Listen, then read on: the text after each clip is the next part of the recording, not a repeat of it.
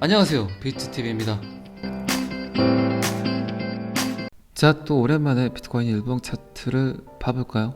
지금 비트코인 가격은 23,700불 정도 합니다. 리플 가격은 지금 513원 정도 하고요. 제가 피보나치 되돌림은 몇 번 이야기를 드렸죠. 역사적인 이벤트가 나왔던 가격 A, B, C가 나와야 되는데 아직 C는 오지 않았고, 한 번 더 대상승이 오기 위해선 28,800불에 일단 도달을 해야 된다라고 이야기를 드렸습니다. 자, 여기서부터는 구독자분들에게만 노출이 되는 영상입니다. 구독, 좋아요 좀 눌러주시고요. 그리고 일단 23,000불을 유지를 해야 되고, 그리고 22,800불 이하로는 떨어지면 약간 곤란한 상황이 또 한 번 벌어질 수도 있을 것 같아요. 이대로 좀 행보를 하다가 이제 상승이 나오지 않을까 싶습니다. 올 연말까지 FOMC 회의에서 계속해서 금리를 인상하더라도 제 생각에는 이미 선반영이 되지 않았나. 이거는 암호화폐는 그렇다는 얘기고, 주식은 아마 계속해서 금리 인상 발표에 또 다른 하락을 보이지 않을까 싶습니다. 이게 새로운 것의 장점이죠. 아직 시작하지 않았기 때문에 그 누구도 비트코인 가격을 예측하기란 힘들다. 그 대신 그 가능성은 훨씬 더 크다고 생각을 합니다.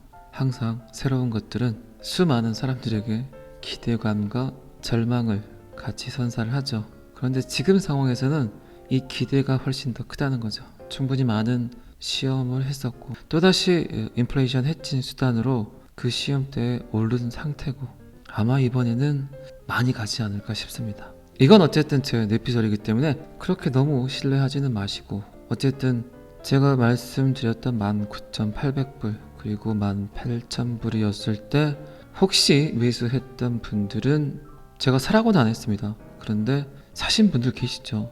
그분들은 제 생각에는 역사적인 신저점 구간에서 들어간 게 아닌가 싶습니다. 공포에 매수를 하고 환희에 던져라. 환희에 던지기란 굉장히 힘들죠. 사람들의 욕심 때문에. 그런데 공포에, 아주 극단적 공포에 매수를 했던 것들은 절대 여러분들에게 배신하지 않습니다. 그래서 공포에 항상 매수를 하란 말이 나온 거죠. 저도 그랬던 것 같아요. 지금 거의 트레이드를 4년, 5년 하다 보니까 정말 극단적인 공포일 때 다들 암호화폐 산다니까 미쳤다고 했을 때, 또라이냐, 덜았냐, 뭐 이런 말 들었을 때, 그때 매수를 했던 것들이 결국 가장 큰 버팀목이 되지 않았나 싶습니다. 이더리움 뭐 45만원, 50만원, 60만원, 그리고 비트코인 450, 500, 에이다 33원, 32원 이럴 때 샀던 것들이 어떻게 됐겠습니까? 결국 극단적인 공포일 때 다른 생각을 하라. 오늘 아침 영상에도 제가 그런 이야기를 드렸죠. 항상 다른 생각을 해라. 지금 시대는 그런 것 같아요. 오프라인과 온라인, 디지털과 실생활, 그 정확한 이 사이에 있는 것 같아요. 디지털이 맞나? 아니면 실생활, 눈에 보이는 게 맞나? 메타버스가 맞을까요? 아니면 지금 눈에 직접 보이는 게 맞을까요? 그 판단하기가 굉장히 힘들죠. 그래서 지금 제 생각에는 딱 그 사이에 있는 것 같습니다. 사람들의 생각이. 그렇기 때문에 제가 자꾸 이 벽을 허물기 위해서는 다른 사람들이 갖고 있는 생각을 똑같이 하게 되면 넘을 수 없다. 그렇기 때문에 항상 스티브 잡스가 이야기했던 Think different, 다른 생각을 하시는 게 좋을 것 같습니다. 어쨌든 지금 암호화폐 시장은 매우 새로운 거죠. 제가 암호화폐 시장을 볼 때마다 꼭 그분의 말에 생각이 나요. 존 케이지, 미국의 현대 음악가로 음악 컨텐츠 산업을 한번 업그레이드 시킨 분이죠. 이분이 했던 굉장히 유명한 말이 있습니다. 사람들이 왜 새로운 생각을 두려워하는지 이해할 수가 없다. 나는 오래된 생각이 훨씬 더 두렵다. 사람들이 왜 이 벽을 허물지 못하고 새로운 생각들을 두려워할까요? 여러분들은 새로운 것들이 굉장히 두렵죠. 그런데 곰곰이 한번 생각을 해보세요. 매일 여러분들은 새로운 걸 접하고 있습니다. 인정하기 싫겠지만, 그런데도 사람들은 익숙하기가 굉장히 힘들죠. 새로운 것들에 대해서 내가 뭔가 자꾸 변해야 된다는 생각을 하기 때문입니다. 새로운 생각에는 변화해야 될 치열한 나를 또 봐야 될 때가 있겠고, 뭔가 또 배워야 될 것 같고 정답이라고 여겼던 나의 것들을 버려야 할 수도 있겠죠. 그런데 진짜 중요한 게 새로운 것들을 배우는 걸 주저하게 되면 시간이 조금만 지나더라도 변화하지 않았던 내 자신이 그렇게 초라해 보일 수도 있죠. 어쨌든 새롭게 다가오는 것들은 항상 어렵고 두려움이 생깁니다. 그렇더라도 어쨌든 오래된 생각으로부터 조금씩 오래된 것들을 버리는 연습들을 하는 게 여러분들의 삶을 조금 더 발전시키지 않을까요? 요새는 참 돈 벌기가 힘들죠. 지금은 돈을 벌기 위해서는 굉장히 많은 걸 이해하고 알아야 됩니다. 어려운 돈을 벌어야 된다는 얘기죠. 왜 그럴까요? 여러분들이 지금까지 쉬운 돈들을 벌지 못했기 때문입니다. 이 쉬운 돈들은 이미 너무나 많은 사람들이 벌어갔잖아요. 그래서 지금은 참 돈 벌기가 어려운 시대 같습니다. 제가 또 차트 보다가 쓸데없는 잔소리를 했습니다. 자, 어쨌든 비트코인은 지금 건조 중입니다. 건강한 조정을 하고 있습니다. 항상 조정은 필요합니다. 여러분들 생각에는 차트가 그냥 위로 쭉 갔으면 좋겠죠. 이런 차트는 항상 쭉 떨어집니다. 그런데 차트가 조금 늦더라도 올라갔다 멈췄다 올라갔다 또 조정, 올라갔다 조정, 이런 차트들이 아주 그 라인 형성을 짱짱하게 만들어줍니다. 이런 차트들은 쉽게 하락이 나오더라도 쉽게 떨어지지 않습니다. 자, 비트코인 차트는 여기까지만 보시고요. 리플의 영토 확장이 또 증가되고 있습니다. 물론 지금 시대에서는 디지털 네트워크 결제 시스템에 합류를 하는 게 굉장히 크겠죠.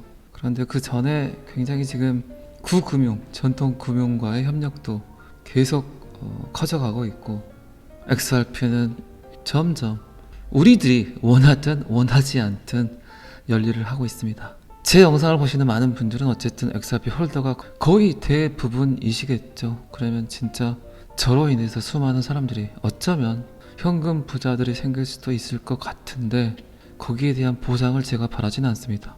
방금 제가 좀 거만했습니다. 이해해 주시고, 안 오르면 어떻게 하죠? 그거는 제가 뭐 어떻게 인력을 할 수 없는 부분이죠. 그런데 제 생각대로 갈 겁니다. 아주 편안한 시간들을 그냥 지켜보시면 좋을 것 같아요. 그 대신 무리한 투자는 절대 금물입니다. 내가 진짜 얘를 벌장을 볼 거야, 끝장을 볼 거야, 이런 마인드로 보셔야 된다는 거죠. 그런 마인드를 가지셨다면 위험한 돈이 들어오면 안 된다는 거죠. 이자를 내야 되는 돈, 그리고 뭐 빌린 돈, 이런 건 금물이라는 겁니다. 자꾸 말씀드리지만 내가 어느 정도 양의 XRP를 갖고 평단이 얼마인가가 중요하지 않아요. 그럼 뭐가 중요하냐? 이거를 어느 시점까지 볼 수 있을까가 가장 중요한 거죠. 그리고 이제 시간이 지나면 암호화폐를 통한 또 금융 파생 상품들이 굉장히 많이 생겨요. 그렇게 되면 비트코인이든 이더리움이든 XRP든 던질 필요 없이 갖고만 있어도 그 시점의 시장 가치 대비 금융 혜택을 충분히 또 보실 수도 있기 때문에 그냥 적당량만큼 여러분들이 감당할 수 있을 정도만큼의 XRP를 끝까지 갖고 가시는 게 오히려 훨씬 더 현명하다는 이야기입니다. 너무 욕심 내지 마세요. 그러니까 리플 사지 마세요.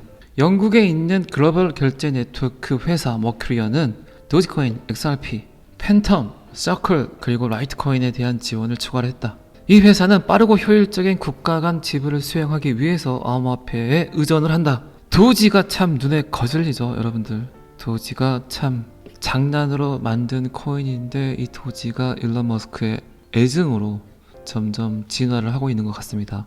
도지코인의 뒤에는 전 세계에서 가장 돈이 많은 일론 머스크가 있다. 도지코인은 언제든지 업그레이드 할 수 있다. 그리고 언제든지 발행량을 제한을 하면서 소각할 수 있다. 그렇기 때문에 도지도 조금은 갖고 가는 게 현명할 수 있다. 제 생각입니다. 그래도 네임밸류가 미국에서 탑 3예요. 이 회사는 어쨌든 XRP 토큰과 관련된 회사인 리플이 국가 간 지불에 큰 바람을 일으켰으며 프로토콜이 빠르고 저렴한 지불을 촉진하는데 사용된다고 이야기를 했습니다.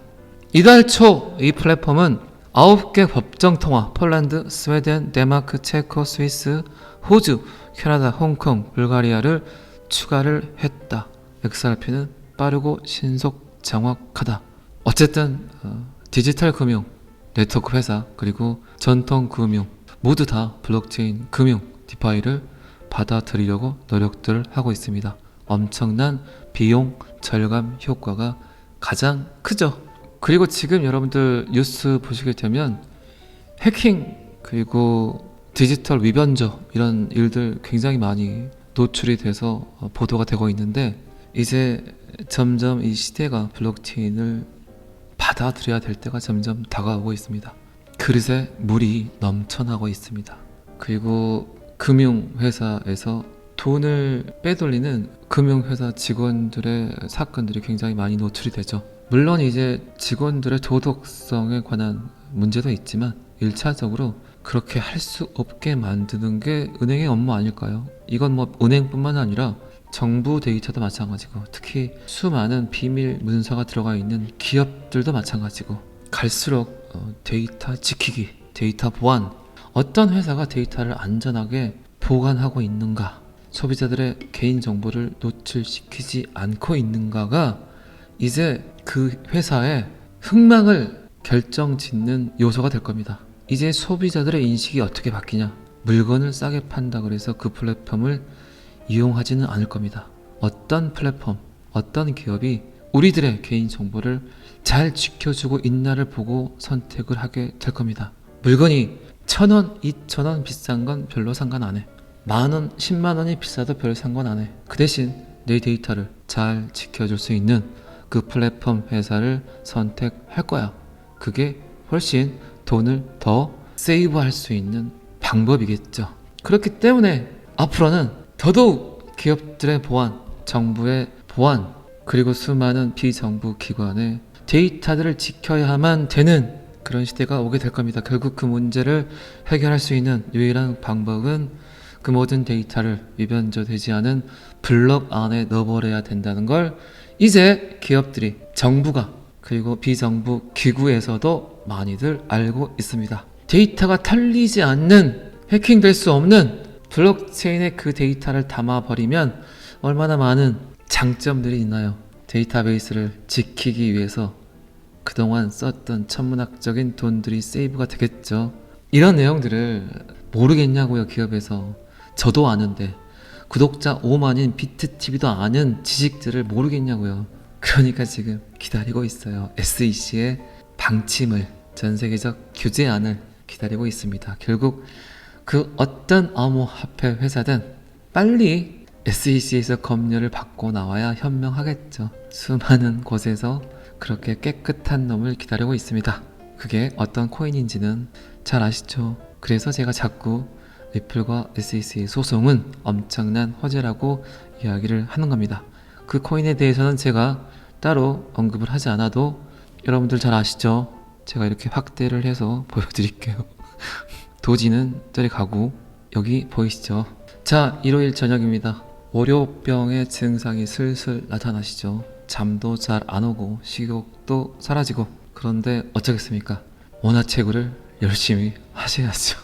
제 구독자분들 중에 원화채굴 하기 싫어서 XRP 사신 분들도 굉장히 많으실 것 같아요. 제 말이 맞죠? 그래도 일이 있어야 되겠죠. 사람에게는. 그 일들을 지금까지는 굉장히 힘겹게 하셨다면 이제는 좀 즐기면서 하실 수 있는 시간이 금방 오지 않을까 싶습니다. 저는 항상 여러분들의 성공 투자를 기원합니다. 오늘은 여기까지 하겠습니다. 구독과 좋아요는 항상 저를 너무너무 힘나게 합니다. 감사합니다. 비트TV였습니다.